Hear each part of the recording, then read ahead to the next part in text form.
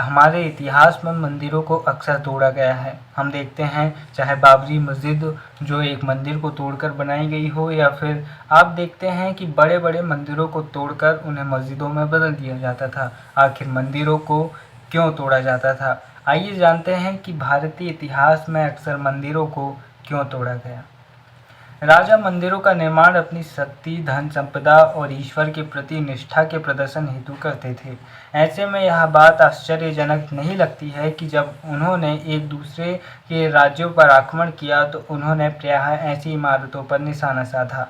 9वीं शताब्दी के आरंभ में जब पांड्यन राजा श्रीमद सिरवल्लभ ने श्रीलंका पर आक्रमण कर राजा सेन प्रथम, जिनका शासनकाल 831 से 851 ईस्वी था, इन्हें पराजित किया तो उसके विषय में एक बौद्ध भिक्षु व इतिहासकार धम्मकिति ने लिखा है कि सारी बहुमूल्य चीज़ें वह ले गया। रत्न महल में रखी स्वर्ण की बनी बुद्ध की मूर्ति और विभिन्न मठों में रखी सोने की प्रतिमाएं, इन सभी को उसने जब्त कर लिया था। सिंहली शासक के आत्माभिमान को इससे जो आघात लगा था उसका बदला लिया जाना स्वाभाविक था। अगले सिंहली शासक सेन द्वितीय ने अपने सेनापति को पांड्यों की राजधानी मदुरै पर आक्रमण करने का आदेश दिया। बौद्ध इतिहासकारों ने लिखा है कि इस अभियान में बुद्ध की स्वर्ण मूर्ति को ढूंढ कर निकालने तथा वापस लाने हेतु महत्वपूर्ण प्रयास किए गए।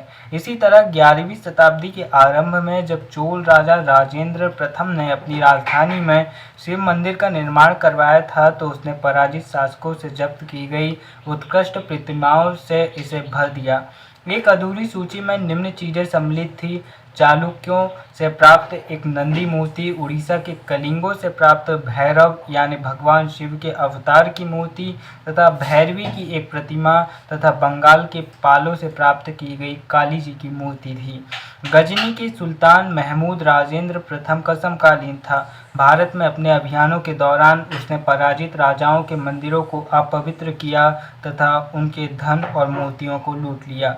उस समय सुल्तान महमूद कोई बहुत महत्वपूर्ण शासक नहीं था, लेकिन मंदिरों को नष्ट करके, खास तौर से सोमनाथ का मंदिर, उसने एक महान इस्लामी योद्धा के रूप में श्रेय प्राप्त करने का प्रयास किया। मध्ययुगीन राजनीतिक संस्कृति में ज़्यादातर शासक अपने राजनीतिक बल व सैनिक सफलता का प्रदर्शन पराजित शासकों के उपासना स्थलों पर आक्रमण करके और उन्हें लूट लिया करते थे।